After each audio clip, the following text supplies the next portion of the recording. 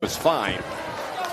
But there were many critics with that performance, and he pointed to you chief among them, Tim. Absolutely. I always say, you can see something and you see it's beautiful, but at the same time, it shows you something and you see flaws in what you're seeing that's beautiful.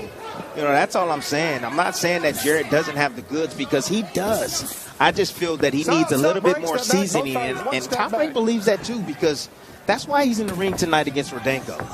Rudenko's a tough veteran fighter. He's only been stopped once, but on a technicality. That's correct. That's it, a technicality. He's been the distance. He's been in the ring with Zilai Zhang, various fighters, various top contenders out there, and he's gone the distance with them. So let's go through some of that. I mean, you see a guy like this who's got the 6 losses, 39 years old, but 35 wins. But to your point, distance fights with notable names. Yes. Zilai Zhang, Alexander Povetkin, Huey Fury, Lucas Brown, Kabayov. So he's been in against experienced, veteran, notable heavyweights. So this fight right here is a showcase fight for Jarrett, one. But it's more about him going rounds. He needs to go more rounds. It was good for him to go 10 rounds last time out. He needs another 10 rounds before he steps up his competition and starts fighting the topper echelon of the contenders in this division. Of course, we saw the top of the division earlier this afternoon. We were able to broadcast the fight on ESPN+. Alexander Usyk's 9th round knockout over Daniel Dubois.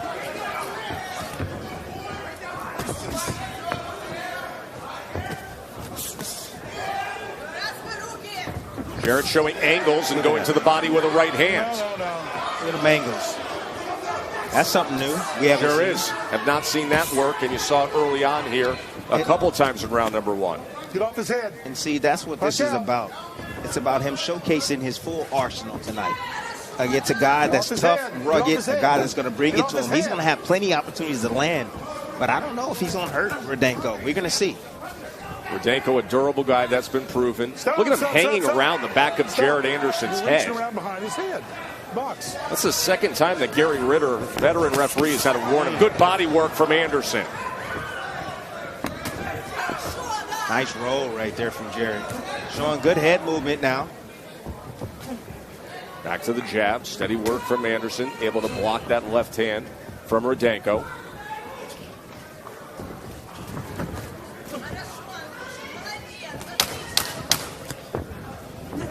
Another body shot, left hand to the body, and then stab jab, then comes with the right hand and sends him off balance here at the end of round number 1.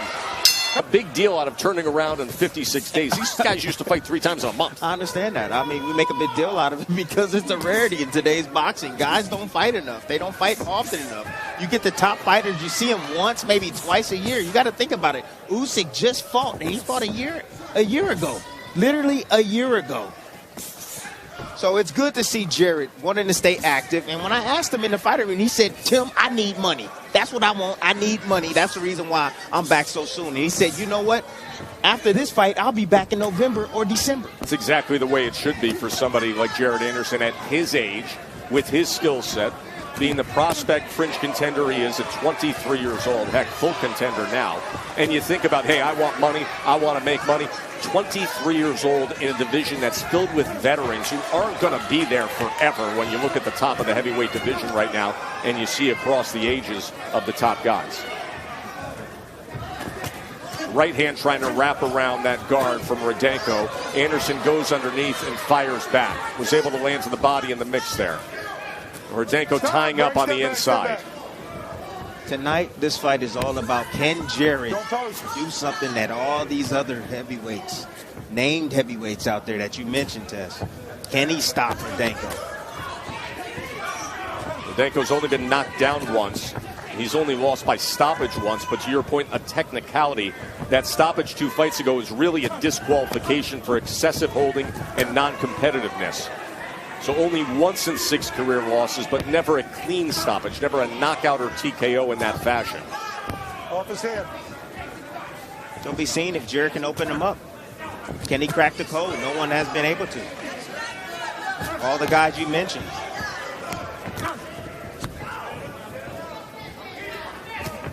Underneath to the body again, right hand up top from Rudenko. Anderson really focused on that body of Rudenko. Don't post him.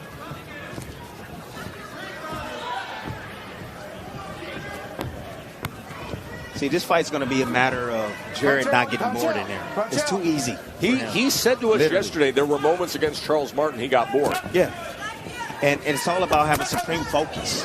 That's the next level. Supreme focus. No matter what's going on, no matter what's happening or how easy it is, you stay calm, you stay poised, you stay focused on the mission, and you get the job done.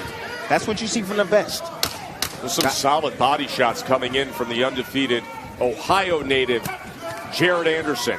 We come to the end of round number 2 on this day-night double. Indian refugees and fans. And now we can all sit back and hope that finally we will get a matchup with Tyson Fury for an undisputed heavyweight champion.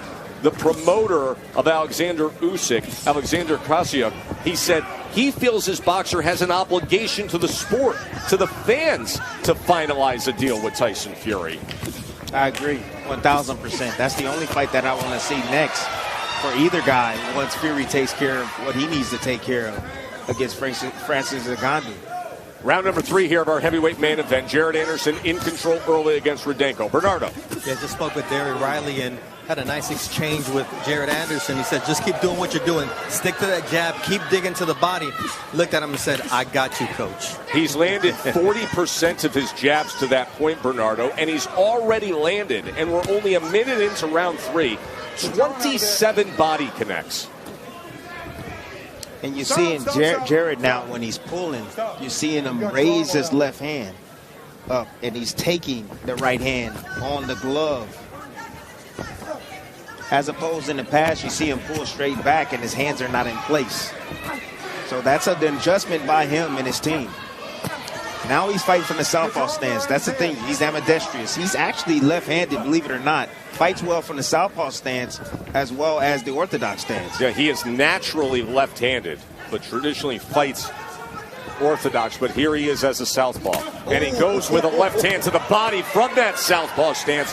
So the back power hand, yet another body shot. And again. Off his head. Stop. Off his head. Okay. Man, you see the redness on his stomach. He got his stomach looking like a 4-cheese Hot Pocket right now with the cheese coming out of it. My God, you see that with the sauce coming out? My God. I'm serious. He digging down at the guts. My goodness. I don't know how much more he's going to be able to take of this body work. No more. Around his head. Stern warning as Gary Ritter admonishes Rudenko for wrapping around and holding on to the head of Jared Anderson. That started in round number 1. There's a jab to the body as he continues that assault to that midsection, and now that left flank as he comes with an inside uppercut.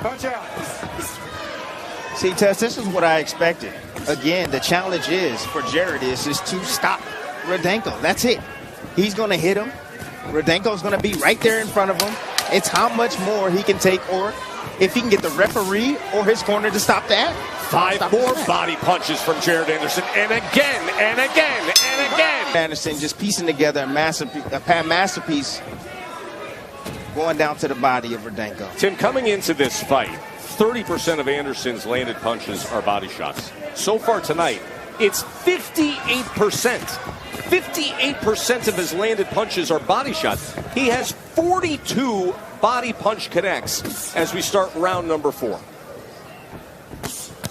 I mean, you see how big the body is of Rudenko. He keeps it open. You know, he depends on a high guard when he's retreating, bringing the hands up, and Jared is just taking advantage of it. You're holding again.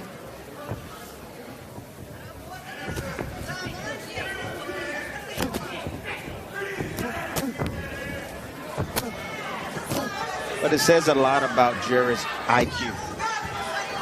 That's what it says a lot about, his IQ, his ring IQ. He notices mistakes. He understands what he needs to do to get the victory. He knew going into this fight that he was going to have to stay focused, and he's going to have to beat this man and force this man to cough it up if he can't knock him out.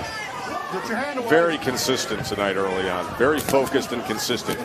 Yeah, but I'm impressed with the defense as well. Yes. With his hands placement as well. I mean, he's not getting hit with silly things. He's blocking punches. Yes.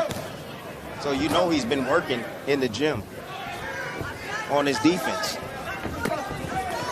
Good dip to that left side. Land another body punch.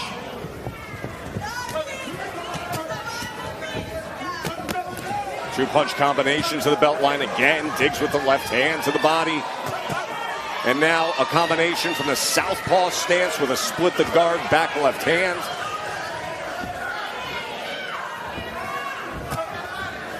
Right hook trying to get around that guard. Long left hand to the body. I don't know how Rudenko's taking these body shots. It's unreal. I mean, Jared is landing on both sides, even to the solar plex with these body shots. Takes an angle and goes to the body. By the way, I know you just saw that pop-up promotion. Luis Alberto Lopez, Joet Gonzalez. Good IBF featherweight title fight on ESPN on September 15th. Lopez coming off that great, brutal TKO of Mick Conlon back in May. That should be a fun one, Timmy, September 15th. Oh, yes, it is. I can't wait for that one. It's going to be exciting. I don't know who's going to win that match.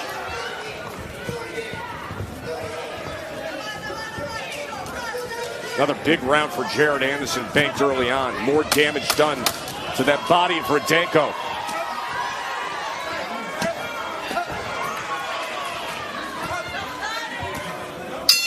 Four rounds to nothing. Jared Batman Anderson over Andriy Headlock Rudenko. Listen. Look at this. Just on cue, Mark. You said headlock Rudenko. And here is Gary Ritter deducting a point for doing the same thing over and over.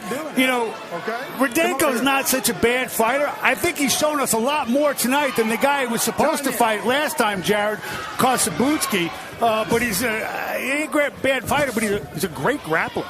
John Kasabutsky was in our co-feature moments ago and was disqualified for excessive low blows against Efe Ajagba. And now here in this main event, Jared Anderson's been dominating in every way possible. The jab, but the body punches specifically, Timmy. Timmy, I just glanced over at the CompuBox numbers for a moment. In 4 rounds, I've landed 61 body punches. 61. All right, now what you're seeing is Jared just changing up the cadence now, using speed as opposed to just punching power. Trying to switch things up a bit. Jared got to be careful not to hurt his hands on the head of Rudenko. They were actually talking about that in the corner, Timmy. But the change in cadence right here, setting up even more offense, and it also hides his power shots. So he can come quick with a 4-punch combination, then he set up a big shot off of it. Rudenko does not look good at all here in round 5. Not at all.